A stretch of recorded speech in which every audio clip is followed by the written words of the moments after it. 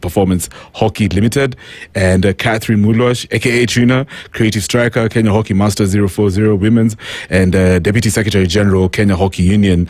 Now, like I said, it's all about the state of Kenyan hockey, evolution, progress, and possibilities.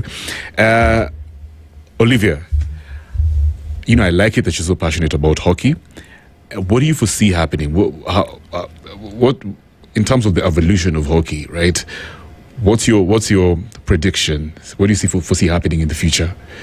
I think actually with how the Masters team is performing, it's going to influence like the youth teams, the under 21s, the school level, because I feel when we have more mature players, then they can influence policy.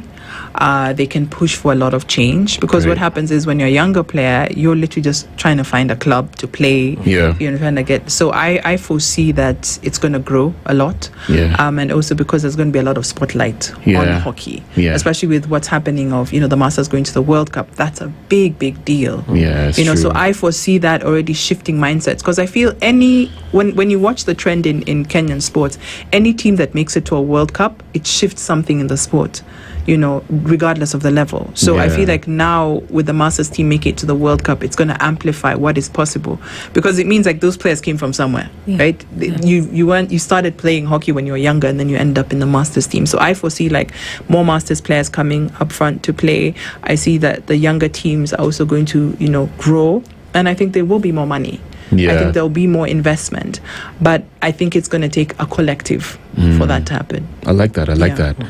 That. What would you want to change? Oh, wow. When it comes to hockey, and also not change. Two sides of the coin, isn't it?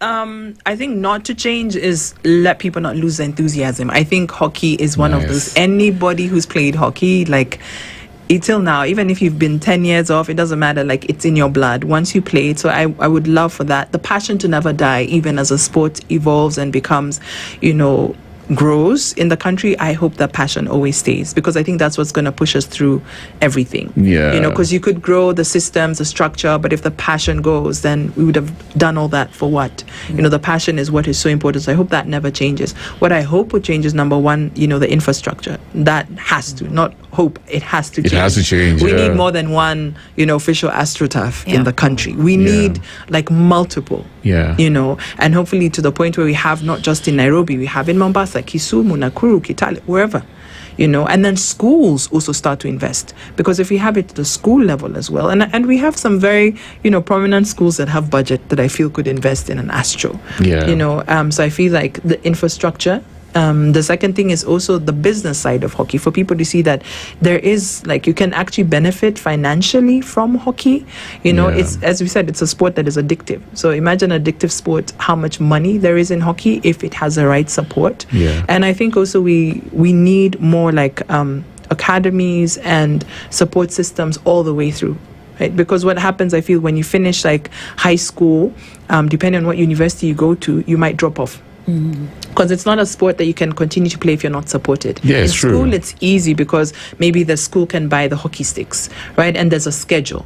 But now when you have to fight between going to a job or like, trekking from where, it's difficult. So you need the support. And that's why finances are important, for players to have even like a token or something so they can continue to play, especially that, university stage, getting into like employment. I think it's a very important stage. And even for masters to start getting paid, I think it's very important for there to be some sort of financial support, because it shows it's not all about money.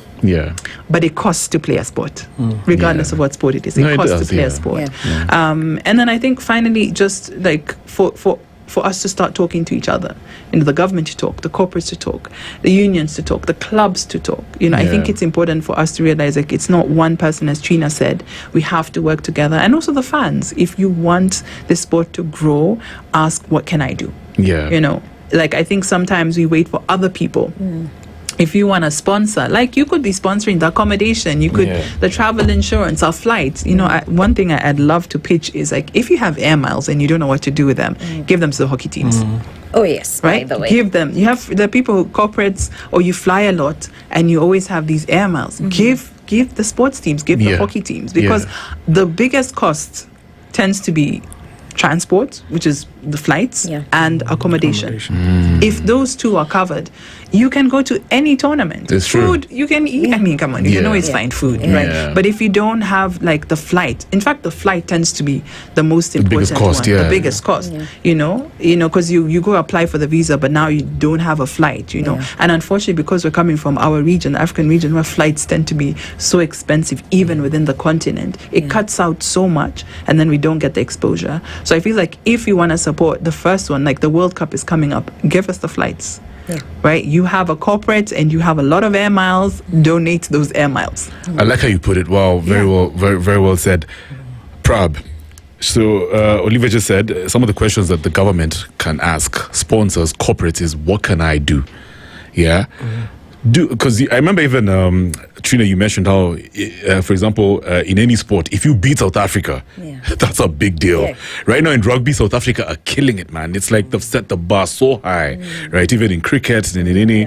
So, for my perception, by the way, when I look at a team like South Africa in any sport that they play in, man, like they've invested so much in their infrastructure, you know, right down to the academy level, like even in like age grade levels, man, like they put a lot of thought in, and of course effort into sports. When you look at Kenya, bouncing off that question that Olivia asked, you know, said what some of the questions that the government can ask, or even sponsors, corporates, or whatever. What can I do? Do you think the Kenyan government is asking that question legit? Do you think they're actually interested in sports and building these infrastructures? Because, I mean, the potential for sports and ROI when it comes to sports is massive. But are they asking these questions? Are they actually interested in sports? Not just even cricket. From my hockey. My perspective, maybe more. I think probably more from an athletics point of view. I think from the other sports, okay, you know, AFCON was big, so football I think got the limelight. Hockey, no, and I'll be I think purely blunt on that. I don't think they're actually paying attention to hockey, and they should. And you know, when we talk about us going to South Africa and you know what the girls did, you know, that was a good marker. But then over time, if you go back to All Africa Games, it was Kenya that was the team to beat. Right. Always was. And until South Africa came into the fore, you know, when they opened up and they started playing these games. Yeah, because they already had that infrastructure in place, but they were at a different level. You know, we have in our players, it's only, I think, recently our players are getting exposure to Europe. People are going to play a bit of professional hockey, you know, during a season and coming back, and you can see the difference.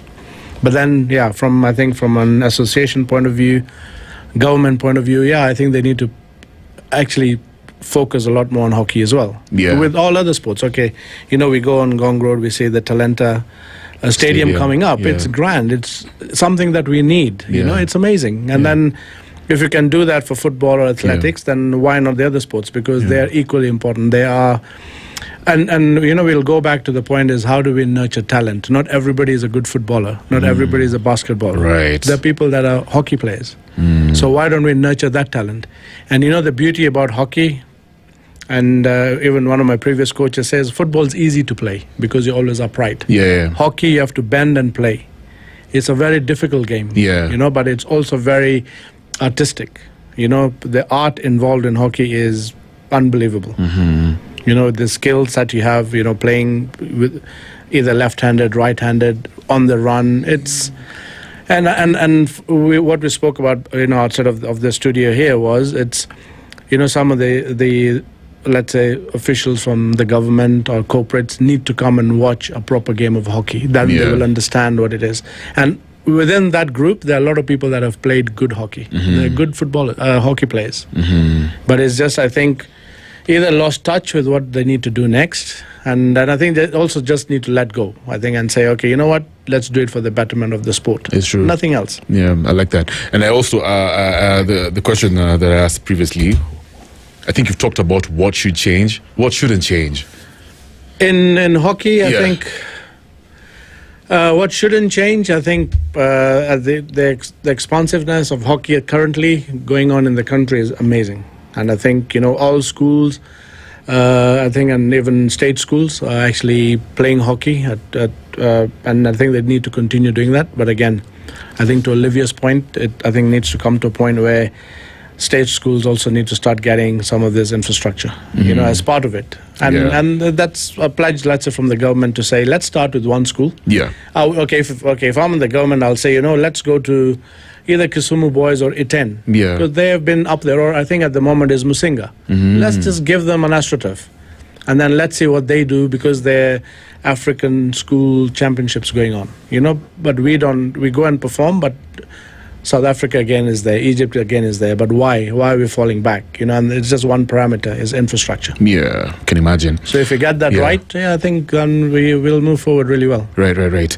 Shrina, what is your message to young athletes out there, especially hockey players, who feel overlooked, under-supported, underappreciated, maybe from their family, school, the country, the government? What's your message to them? My message to them is that if it's a passion, you don't give up on it. When I started hockey, I told you, my mother was like, why would you want to go play such a dangerous sport? But where she's seated right now, she's like, did she just go to South Africa? You see? Yeah, nice. So for me, what I'll tell the youth is consistency with their passion will get them somewhere. Right. Yeah. And they shouldn't take it like they're not getting support just from home. At first, I didn't get support from home. But because I got 2-3 other individuals playing that same sport was enough for me. Yeah. And after that, everyone else now looks at you like, we can support this. They support you fully. Yeah. Yeah. I like that. Yeah. That's very motivational. It's so true. For me, any young person who's looking at sports, I would not discourage at all. They need to believe in themselves first, because we've had young people from very poor backgrounds getting scholarships in Strathmore, getting nice. scholarships in USIU, KCA. So it is something I will encourage the young people, not to give up on that sport. I've also gone ahead and created, before I was in the office as a Deputy Secretary General, I created a group and call it just Hockey Fraternity Group. And I was amazed. I've been able to pick up young guys joining and ask, where can I play hockey? I just finished Form 4. And there are people now who come up with the idea of having the sports academy. There are those that will notice, like, please come for training, please come for trials. So I've created that specific space for the youth. I like that. It's like mentorship, It's like you're giving back as well. I love that. If hockey was a story, because you also mentioned you're into arts, just like Olivia, what chapter are we in right now? If this was a book, it's a novel. What chapter are we on right now? Considering I'm playing Masters, climax. Yeah, for real. I like that. I like that. It's climax, because let me tell you, there's something beautiful about playing a sport at let's say in your 40s. And you get to travel. People want to go to different countries. Like, I want to be on the yacht. Me, I want to play hockey in Australia. Eish, I know. I want to play hockey in Iceland one day. It's so effortless now, Yeah. I like that. You see? And the more the kids grow, the more I become very free now. Now you can imagine in my 70s, I'm playing hockey somewhere in America, and after that we're like, let's go to Miami, let's go to Las Vegas. Now ringy. That is Masters. Good stuff. And it's basically a very social time when you play Masters. There are people we never got to socialize when we were playing, like, now serious national league in our 20s, in our early 30s. But now when we're in our 40s, our 50s, we sit down and have like serious conversation, we socialize, and we're like, hey, where have you been? I tell you what, the folks who are in their 40s, 50s, 60s, and 70s, who don't even have a social life. They're just with the wifey at home and the kids, just watching what used to be their lives back in the day. All you have is your stories. I used to be a creative striker, and the kids are like, prove it. Yeah. They don't even believe you because there's no footage. Yeah, so yeah, you know, I like the whole idea of the Masters. It's such an awesome idea. Yeah. So guys, thank you so much for coming through. I've really enjoyed the conversation. So for folks who want to share your story, get into some sort of partnership with you guys, what's the contact information, maybe? They can reach out to me. I'm currently in charge of the partnerships for the Masters. Yes. Awesome. Yeah. Contact?